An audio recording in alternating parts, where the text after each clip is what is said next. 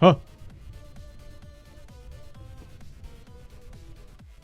So today we're making creatures like we do every Wednesday, y'all's creature ideas. The biome is specifically a crater or, crater impact site where there was multiple crater strikes. But either way, an environment made from a meteorite impact. That's how my brain registers Meteorite. it. Meteorite. Meteorite. I got that meteorite. So they're slightly larger than normal bees and move in orbiting motions around plants that are pollinating, like satellites around a planet. The hives that look like asteroids. I'm thinking, what if they have like hard shells and then they have more like solid features instead of like very thin because they float around the space and stuff like that. So they are technically bumblebees. The multiple wings seems like they could probably turn rapidly, like a lot if they want to. Is the fact that they orbit pollinating plants, is that an actual gravitational ability or power that they're doing?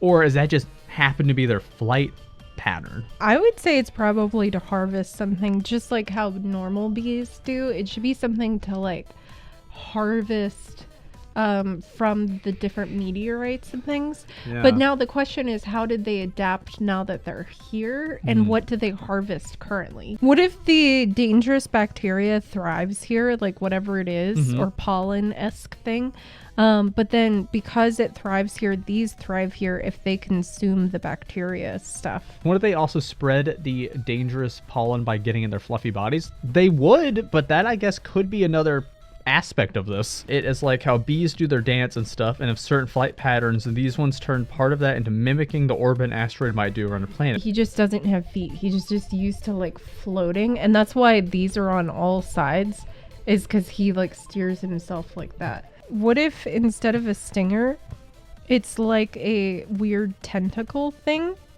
that it can grab onto stuff with, and so they could like pull it in and out of their body so it can extend to be like.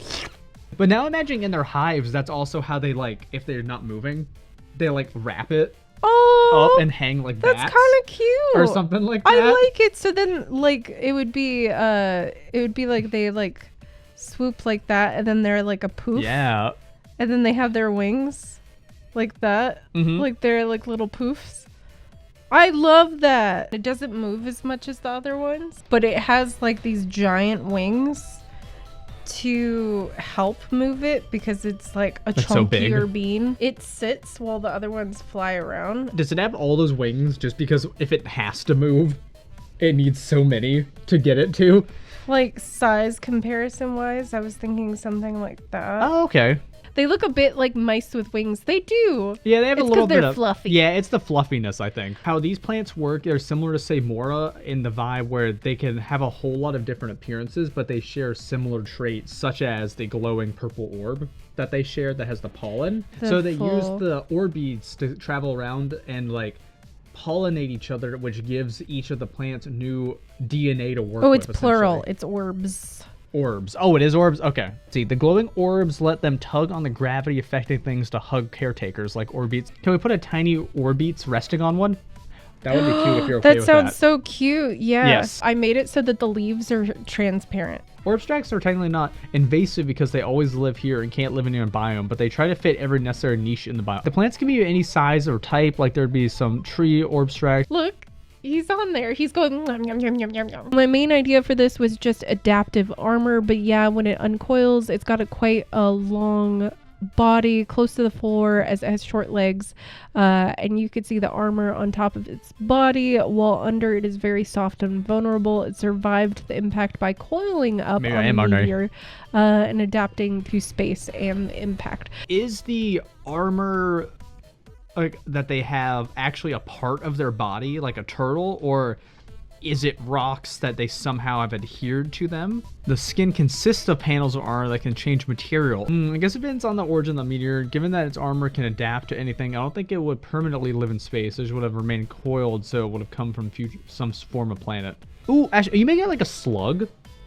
Kind of, yeah. I like and then that. it has this soft pit right here, so it would have this outer lining. When it's coiled, it can form like an airtight barrier between it and outside. It would be possible for its armor to also become a material that can photosynthesis and create oxygen for it. So the armor itself maybe has some kind of plant-like quality. Goopiness right here between the soft belly and then the goop would create a nice airtight seal against things. What is the limits of that int with the armor? Can the water or can the armor become a liquid, or does it just become different forms of solids? Ooh, I like the textures Ash is adding to the armor. It has that vibe that the panels could change and shift to suit its purposes, is what I'm thinking. Yeah.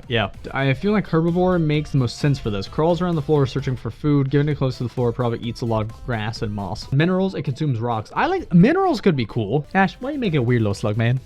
Why not? He's beautiful. He's a weird little slug man, and you know he's a weird little slug man. If it lived on the asteroid, it would have had nothing else to eat unless it consumed radiation or photosynthesized. But likely they vent water when they go dormant, and then when they wake up, the first thing they need to do is rehydrate from the environment. Eating plants might do that very well. These things are essentially specialists at survival, while dormant uses very little resource, so it doesn't need food or water. That makes sense. I like being able to pick up new adaptive capabilities from learning from its environment. I love him. He's weird. I love him. He's so weird. Slugadillo. It's so funny because this is kind of cute, and then what's about to happen is not gonna be cute. Oh boy. So Everybody ready? We all ready for the horror show? The shape already worries me, and it just begun. Chaos Ash is fun, terrifying, but fun. Yep. I like topics. biblically accurate Mr. Mime. So what I got going on is its mouth is open, and then you can actually see its spine through its mouth. So that's like seeing the back of the inside of its essence, and then going down, and you can actually see some of its organs and stuff going on right here. Always good and lord. then Actually, so this is the mouth with the teeth, so it can like pull things in and then shoves them down, and then it goes through like a little spot right there where it's consumed, and then it goes into the organs, so then you would see stuff passing into the initial like track into the stomach. I do love it, but like, good lord. So I did add loose flesh. So all Why? of this is loose flesh, including around his eyes. These are eye bags. I saw the eye bags, yep. Because it's all like loose and squishy. And then this is like loose flesh that he can move around in. So if the mime originated from space, its skin was taught from being in a vacuum, but then loosened when introduced to create atmosphere. It eats its prey from the inside as it grows, causing the skin to be wrapped on the outside once it finishes. So from the inside out. So then it eats them until it's wrapped in its prey's skin. So the loose, weird, fleshy stuff is the remainder of its prey's skin. So it could be a parasite that grows inside of you, slowly consuming you until it wears your skin.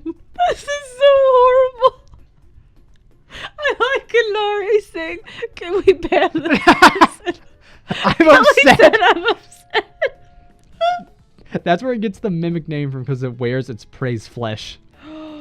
Yeah. Ew. If it hatches within people and eats their insides, then wears their skin, which it grows and bursts out of. So I was thinking its babies are inside this little back I don't part, feel like you should be thinking. and they like stick out like this, and so they look like little worms, and they're actually like the babies that it's carrying in this back part.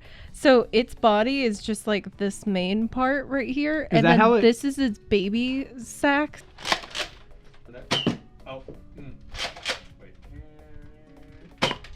Ow, my butt. Dude, I think it's best if you run.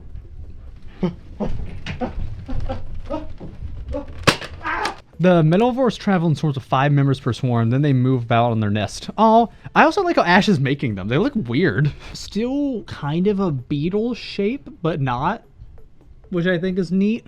Very flat looking.